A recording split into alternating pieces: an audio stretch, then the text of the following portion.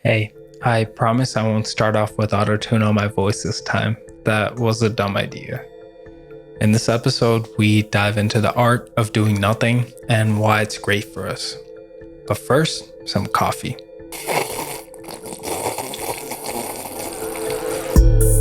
On that coffee break, can't even stay awake. I can listen to Drake, call it hanging snakes. Welcome to episode 2 of Coffee Break with Sahad, and I'm Sahad.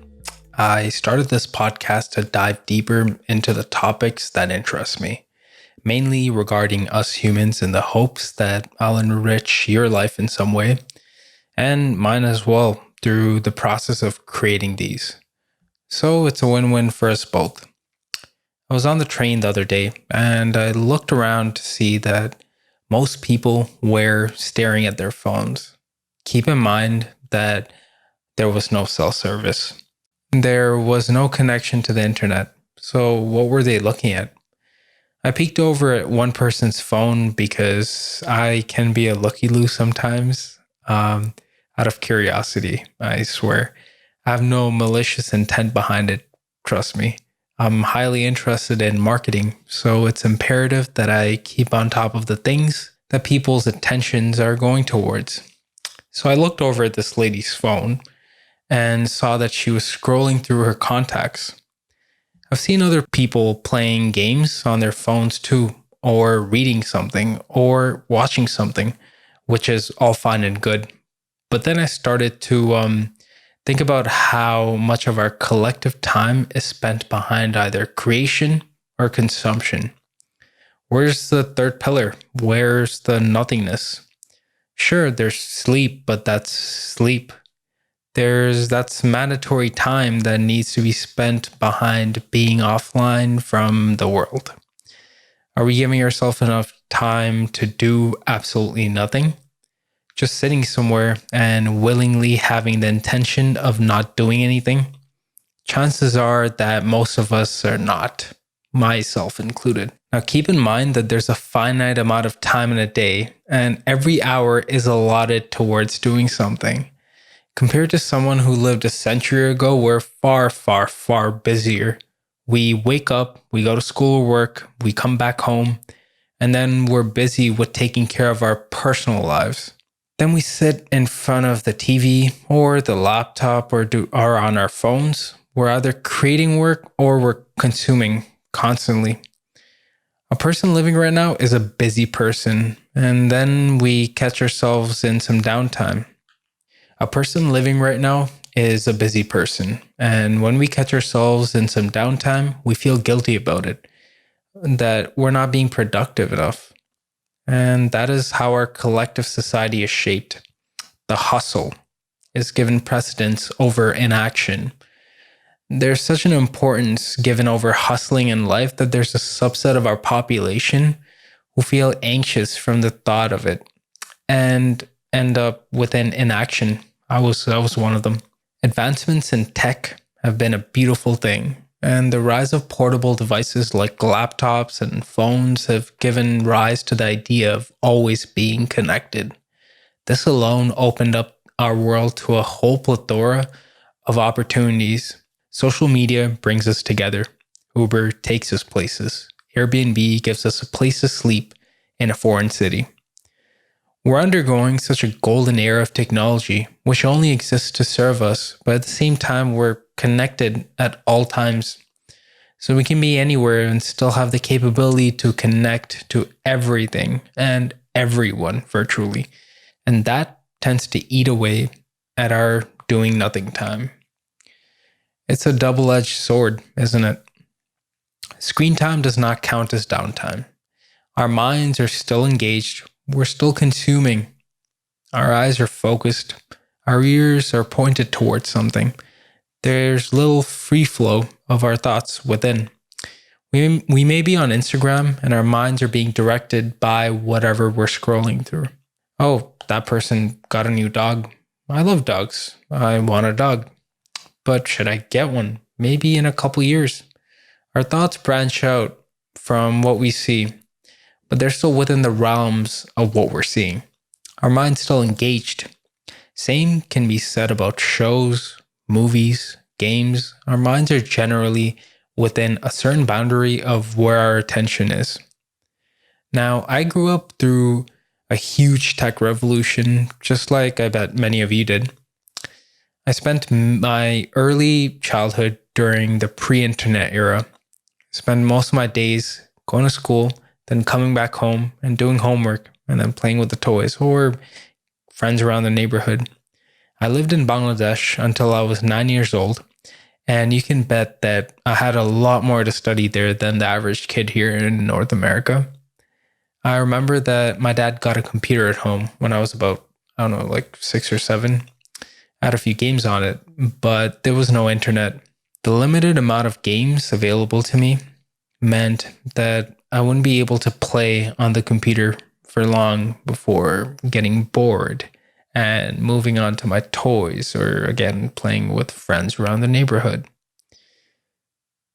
When we moved to Canada, it was pretty similar. I used to spend most of my time just, outside of school playing with friends again, who lived within walking distance. But eventually, we got hooked onto the internet, and with it came a revolution, MSN Messenger. I remember being on it for most of my time after school and on weekends, trying to get my crush's attention or just talking to my friends on it was all I did. So at some time during my early teens was when we collectively decided that outside just wasn't cool anymore. Online was. It was the new thing. Then came Facebook during my high school years. Every year they'd add a new feature to engage us even more than the previous year. First, the wall, then the messaging, then games, and so many other things followed.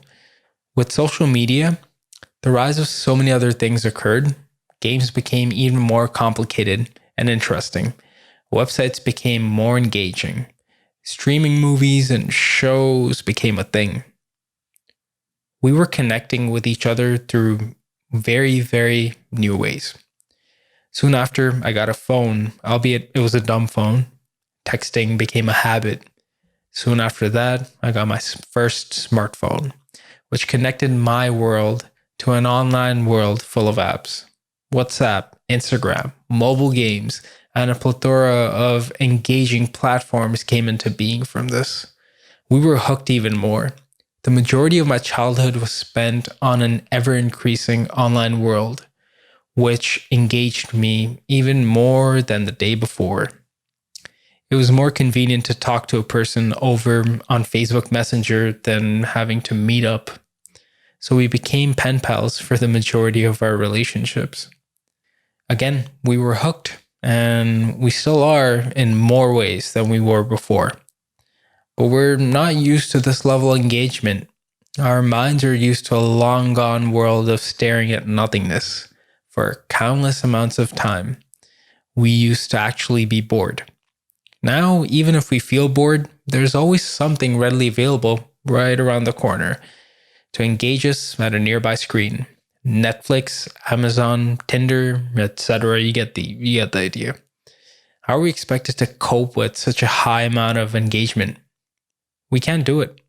It's just not humanly possible to constantly be engaged and be mentally sound. We're not built for it. Years and eons ago, we'd be doing one task at a time. We'd focus all of our attention on one thing. Then we'd move on to the next, with spaces in between. That's how it worked. But now we're multitasking like there's no tomorrow. Let's slow down a bit for our own sakes. Look, I'm not trying to present some new case to the way that we should live. I'm reiterating what a lot of people much smarter than I am have been on about.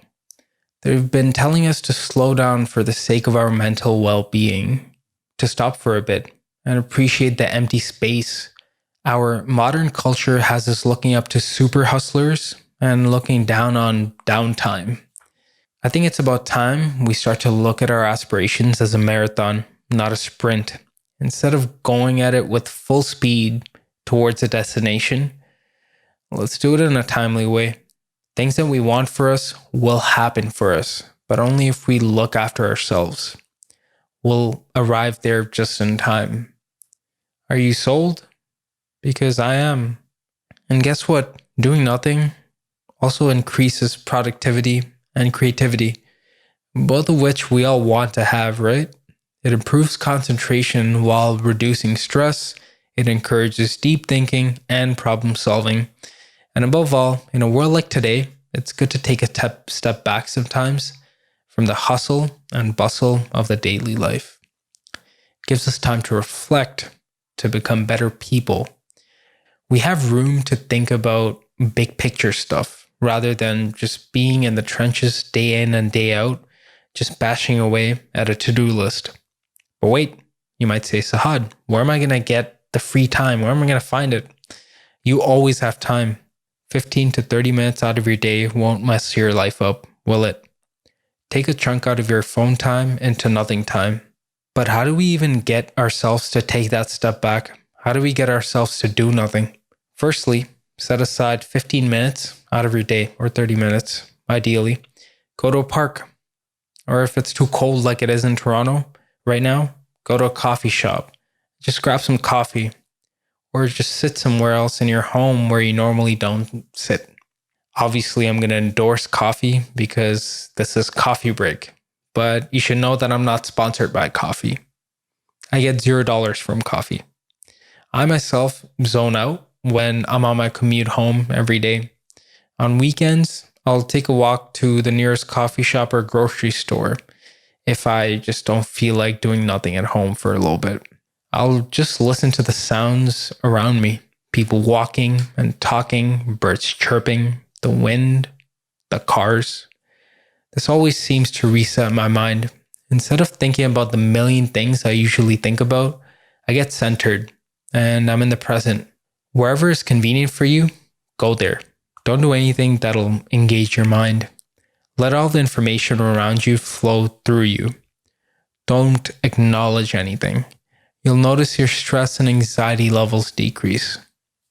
Keep in mind to make sure that you have no distractions. Set your phone to silent if need be. Get away from people if need be who are likely to interrupt your own downtime. Get away from screens. A lot of people also swear by meditation, but my personal definition of meditation isn't the default sitting somewhere cross-legged with your eyes closed, just getting your mind to a still. Meditation can be just a walk with you, just letting all the visuals and sounds around you flow through you. It can be doing the dishes even, where it's become so automatic that your mind doesn't have to think critically about your actions. You're just doing while your mind sits idly by. But if you're after actual meditation, good for you. More power to you. For those of you who are willing to try it, there are guided meditations on YouTube or Spotify or Apple Music, pretty much anywhere. Try this as well. When you have some downtime, start noticing your breathing. Don't try to control it. Don't judge how deep or shallow your breathing is. Just observe it as a third party. Listen to yourself breathing and focus on your chest expanding and detracting as air flows through you. Try to swat away any other thoughts that arise, and they will, trust me. You'll notice soon enough that your breathing has gotten deeper and you're far more relaxed. From Alan Watts to Navy SEALs, they all swear by such simple breathing exercises to get your head straight. If you're willing to try something else that I personally do a lot of, try searching up a music genre called ambient music. There are playlists everywhere, again on Spotify, YouTube, Apple Music. This specific genre usually has no drums, just soothing, really calm tones. You can have a playlist playing in the background of your commute or when you're walking while you're just doing nothing. If you're naturally inclined towards art, you can also try free flow creating. You can just tinker at a piano or a keyboard without any end goal, or just doodle. This also tends to center us. I personally also love to wander around a place where I've never been to before. Wandering around and just letting your mind do nothing is also such a great thing to do. Above all, don't feel guilty about doing nothing. You need to do nothing at times. Despite popular beliefs, you don't need to always be doing something productive. You don't need to run at 1,000,000 miles an hour during all waking hours. This guilt really gets the best of me sometimes too. But when I realize that I'm feeling guilty about such a dumb thing like this, I gently bring myself back to understanding that I need to do nothing at times to be more effective at doing the things when I'm doing the things. But if you can't help it, don't feel guilty about feeling guilty about doing nothing. Trust me. Thoughts? Questions? Agree? Disagree? Leave a comment or review wherever you are, and I'll see it. Or head over to my Instagram at I am Sahad, and let's talk. I hope you have a great week, and I'll see you in the next one.